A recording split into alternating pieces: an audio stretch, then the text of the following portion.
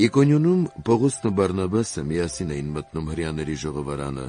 և նույն ձևով խոսում, այնպես որ թե հրեաների և թե հեթանոսների մի մեծ բազմություն հավատաց: Բայց չհավատացող հրեաները հեթանոսների մտքերը ևս չեռացրին եղբայրների դեմ: Նրանք երկար ժամանակ շրջում էին և համարձակ խոսում, և Տերը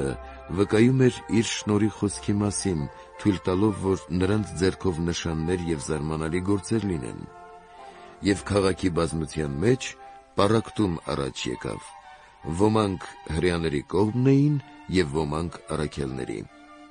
Երբ հեթանոսներն ու հրեաները իրենց իշխանավորներով միասին նրանց անարգելու և քարկոծելու դիմեցին,